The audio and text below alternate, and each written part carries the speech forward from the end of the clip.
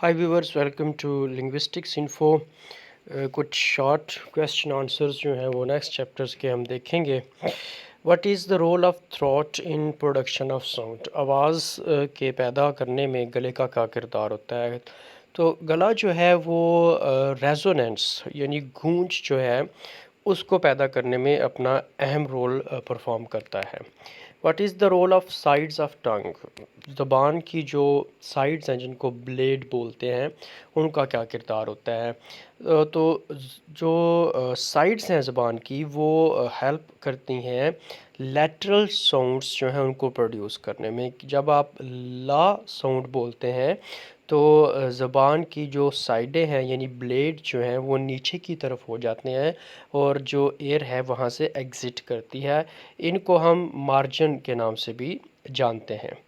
Classification of consonants according to the manner of articulation, कि अदायगी के हिसाब से जो कॉन्सोनेंट्स हैं उनको कैसे क्लासीफाई किया जाता है। तो according to the manner of articulation sounds are classified into: stop, fricative, affricates, nasal, laterals जिसको हम ट्रिल्स और फ्लैप्स भी कहते हैं, एंड सेमी वोल्स जिनको हम अप्रॉक्सीमेंट्स भी कहते हैं। तो ये टोटल 6 बनते हैं। जो मैनर ऑफ आर्टिकुलेशन है वो 6 हैं: स्टॉप, फ्रिकेटिव, एफ्रिकेटिव, नेज़ल, लैटरल्स और इसके बाद जो है वो अप्रॉक्सीमेंट्स जिनको हम सेमीवोल्स भी कहते हैं। आईपीए क्या होता है? IPA stands for international phonetic alphabet. ये एक यूनिफॉर्म इंटरनेशनल मीडियम है जिसमें हम ट्रांसक्राइब करते हैं साउंड्स को और उन लैंग्वेजेस जो कि through out the world languages हैं उन साउंड्स को। Define phonemic transcription. Phonemic transcription phonemic transcription जो है वो जितनी भी हमारे पास साउंड्स होती हैं उन साउंड्स को रिप्रेजेंट करने के लिए यानी फिज़िकल रिप्रेजेंटेशन के लिए जिसको हम देख सकते हैं, विजुअल जो रिप्रेजेंटेशन होती है उसके लिए हम जो सिंबल इस्तेमाल करते हैं वो फोनेटिक ट्रांसक्रिप्शन के नाम से जाने जाते हैं। फोनेटिक्स क्या होता है? फोनेटिक्स जो है वो साइंटिफिक स्टडी है लैंग्वेज की प्रोडक्शन की, उसकी ट्रांसमिशन की और रिसेप्शन की, कि आवाज़ें कैसे पैदा होती हैं, कैसे ट्रैवल करती हैं, कैसे उनको रिसीव किया जाता है। अकूस्टिक फोनेटिक्स क्या होती है? अकूस्टिक फोनेटिक्स जो है वो physical properties of speech sound की स्टडी होती है, यानी कि हम ये देखते हैं कि साउंड जो है वो किस तरह से मूव करती हैं। जब एक स्पीकर बोलता है साउंड क्रिएट होती है, वो कैसे मूव करती है और रिसीवर तक कैसे जाती है। ऑडिटरी फोनेटिक्स का ताल्लुक इस चीज़ से है कि साउंड रिसीव किस तरह से होती है। इसके बाद आर्टिकुलेटरी फोनेटिक्स है। आर्टिकुलेटरी फोनेटिक्स ये स्टडी करती है कि साउंड कैसे प्रोड्यूस होती हैं, ह्यूमन ऑर्गन्स जो हैं वो किस तरह से इस्तेमाल किए जाते हैं साउंड की प्रोडक्शन में। How speech sounds are divided? Speech sounds जो हैं वो वाइज्ड और वाइजलेस में, और इसके अलावा ये हमारे पास वोवल साउंड और कॉन्सोनेंट साउंड जो हैं वो काइड में और कॉन्टाइड में डिवाइड होते हैं।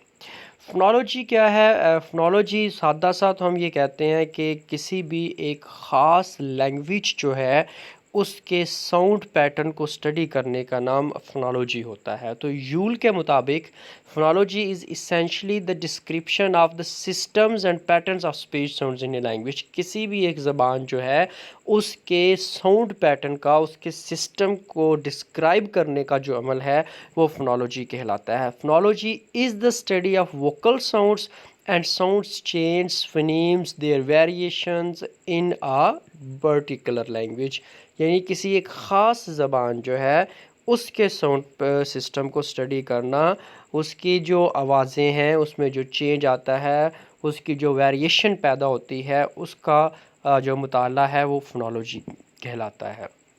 What is the difference between phonetics and phonology? Phonetics जो है वो किसी भी आम कोई भी एक लैंग्वेज जो है उसकी स्टडी का नाम है, जिसमें हम फितरी तौर पर देखते हैं कि कोई भी एक जो नेचुरल ह्यूमन लैंग्वेज है उसकी प्रोडक्शन कैसे होती है, ट्रांसमिशन या रिसेप्शन कैसे होती है। ये जनरल लेवल पे जो स्टडी है ये फोनेटिक्स की है। और जब हम किसी एक ख़ास लैंग्वेज जो है उसके सिस्टम को, साउंड सिस्टम को स्टडी करते हैं तो वो फोनोलॉजी कहलाता है। वोल्स क्या होते हैं? वोल्स ऐसी साउंड हैं जिनको प्रोड्यूस करते हुए आपके जो एयर पैसेज है, मुंह में जो एयर पैसेज है उसमें किसी किस्म की कोई रुकावट पैदा नहीं होती। वोल्स कितने हैं इंग्लिश लैंग्वेज में? वोल्स साउंड्स जो हैं वो 20 हैं, जिनको हम फर्दर डिवाइड करते हैं, जिसमें से 12 जो हैं वो प्योर वोल्स हैं और 8 जो हैं वो डिफ्थोंग होते हैं। प्योर वोल्स क्या होते हैं?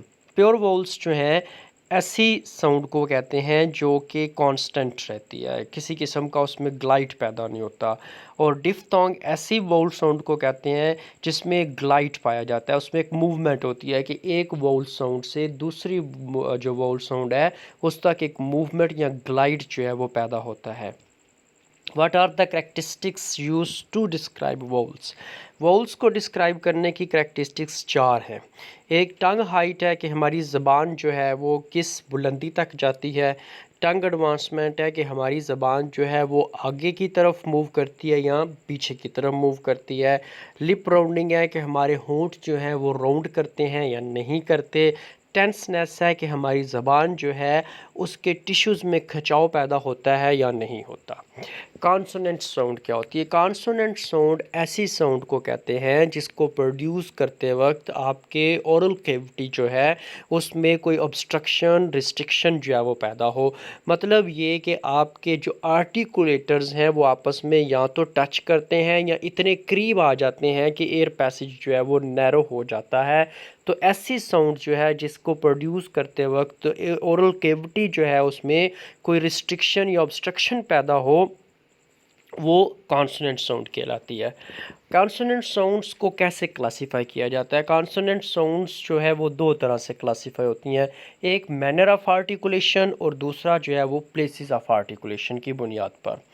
डिफाइन स्टॉप्स या प्लोसिव्स, यानी कि मैनर ऑफ आर्टिकुलेशन में पहला जो हमारे पास मैनर है वो स्टॉप या प्लोसिव है।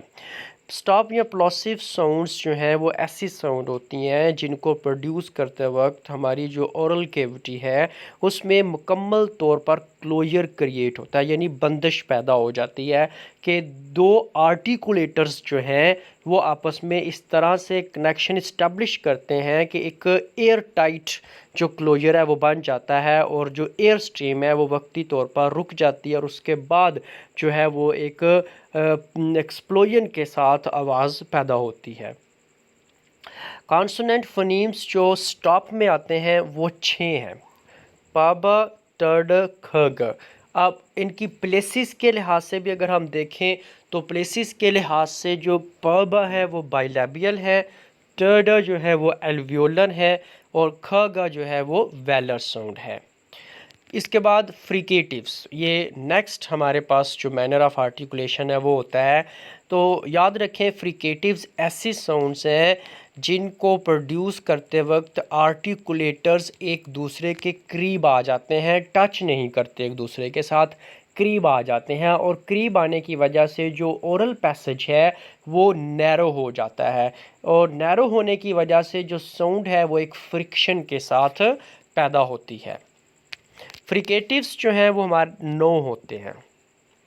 इसमें पहला जो फ्रिकेटिव्स में 2 साउंड्स हैं वो लैबियोडेंटल है, फ व, यानी कि निचले वाले दांत ऊपर वाले होंठ के साथ जो है वो एयर पैसेज को क्लोज करते हैं, ऑलमोस्ट टच करने के करीब होते हैं। इसके बाद डेंटल है, थ द, एल्वियोलर है, स ज, प्लेटो एल्वियोलर है, श य, और इसके बाद ग्लोटल है, हा। ये टोटल 9 साउंड्स जो हैं वो हमारे पास हैं फ्रिकेटिव्स में। इसके बाद एफ्रिकेटिव्स है। एफ्रिकेटिव्स जो है ऐसी साउंड्स हैं जिनको प्रोड्यूस करते हुए आर्टिकुलेटर्स एक दूसरे के करीब आते हैं, लेकिन ये फ्रिकेटिव की निस्बत ज़्यादा करीब होते हैं, यानी कि जो एयर पैसेज है वो फ्रिकेटिव की निस्बत ज़्यादा नैरो होता है और इसमें जो फ्रिक्शन है वो भी फ्रिकेटिव की निस्बत ज़्यादा प्रोड्यूस की जाती है। ये हमारे पास 2 साउंड होती हैं, ये प्लेटो एल्वियोलर हैं, च ज, 2 साउंड्स जो हैं वो एफ्रिकेटिव्स में। इसके बाद नेज़ल है, ये हमारे पास नेक्स्ट मैनर ऑफ आर्टिकुलेशन है। नेज़ल में जो एग्ज़िट है वो एयर पैसेज का वो नाक होता है, इसलिए कि जो ओरल कैविटी है वो मुकम्मल तौर पर बंद हो जाती है। क्लोज़र, कंप्लीट जो क्लोजर है वो पैदा होता है, बंदिश होती है, और इससे जो एयर है वो नाक के रास्ते से एग्ज़िट करती है। इस वजह से इनको नेज़ल साउंड्स जो हैं वो कहते हैं। नेज़ल साउंड्स जो हैं वो तीन हैं। एक है बाइलैबियल म, जब दोनों होंठ आपस में मिलते हैं तो जो एयर है वो नाक के रास्ते से एग्ज़िट करती है। इसके बाद है एल्वियोलर न, और इसके बाद वेलर है इंग। ये तीन साउंड्स जो हैं वो नेज़ल साउंड्स हैं। इसके बाद लैटरल है। लैटरल साउंड जो है ये इस तरह से क्रिएट होती है कि इसमें हमारी जो टिप ऑफ द टंग है वो एल्वियोलर रिज के साथ जो है वो अपना कनेक्शन इस्टेब्लिश करती है, और इससे जो ज़बान है उसके ब्लेड जो है वो नीचे की तरफ हो जाते हैं और एयर जो है वो एग्ज़िट कर जाती है। ये ला साउंड जो है उसमें आता है लैटरल साउंड, एक ही साउंड है। अप्रॉक्सीमेंट्स जो है ऐसी हमारे पास आर्टिकुलेशन है जिसको हम वोल लाइक साउंड्स कहते हैं, यानी सेमी वोल जी होती हैं। इसमें क्या होता है कि जो हमारे आर्टिकुलेटर्स हैं वो इस तरह से दूसरे आर्टिकुलेटर के करीब जाते हैं या उसके साथ टच होते हैं कि उनका जो टच होना है वो बिल्कुल क्लोजर साउंड की तरह भी नहीं होता, और उनका करीब जाना जो है वो बिल्कुल फ्रिकेटिव या फ्रिकेटिव की तरह भी नहीं होता। लेकिन इन दोनों का जो एक तसलसल है वो कायम रहता है कि वो ऐसे लगता है कि जैसे टच भी हो रहा है या उसके करीब जो है वो भी जा रहा है, लेकिन करीब भी ज़्यादा देर नहीं ठहरता, वो वापस आर्टिकुलेटर जो है वो यानी ज़बान जो है वो वापस जल्दी अपनी पोजीशन पे आ जाती है। जैसे इसमें रॉटिक साउंड है उसको देखें, या व साउंड है इनको देखें, तो ये ऐसी साउंड है कि जिसमें ना तो आर्टिकुलेटर मुकम्मल तौर पर दूसरे आर्टिकुलेटर के साथ टच हो रहा है, जैसे ज़बान है टच नहीं होती, और एक दूसरे के करीब भी इस तरह नहीं ठहरते जिस तरह फ्रिकेटिव में या फ्रिकेटिव साउंड में एक सर्टन सेकंड्स के लिए उसके साथ ठहर जाती है, लेकिन इसमें ऐसा भी नहीं होता। ये फ़ौरन वापस अपनी पोजीशन पे आती है और फिर उसी पोजीशन पे वापस चली जाती है। सेमी वोवल्स जो कॉन्सोनेंट है वो हमारे पास तीन है, रा या वा, एल्वियोलर है रा, प्लेटल है या, और लैबियोवेलर है वा साउंड।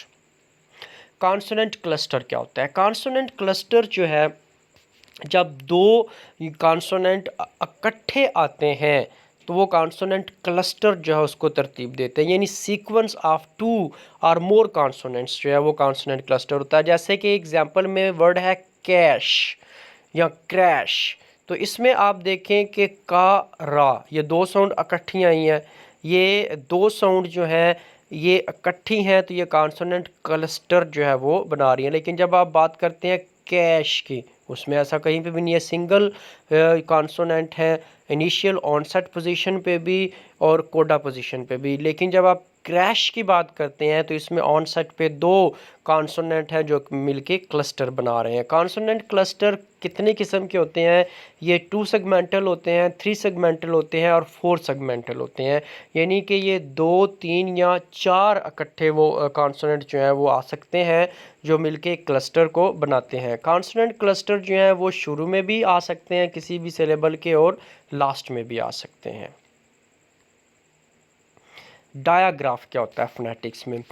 ऐसी साउंड जो कि दो लेटर से मिलके बनती है, दो लेटर कंबाइन हो तो एक साउंड जो है उसको बनाते हैं, ये डायाग्राफ कहलाता है। जैसे कॉन्सोनेंट में आप देखें श, च, थ, इंग, अब ये दो लेटर्स जो हैं वो मिलके एक साउंड बना रहे हैं। इसी तरह हमारे पास जो वोल्स हैं उसमें जो डिफ्थोंग्स हैं वो भी दो डिफ्थोंग मिलके एक साउंड बनाते हैं। तो ये जो कम्बिनेशन है दो लेटर्स का जो एक साउंड बनाए वो डायाग्राफ कहलाता है।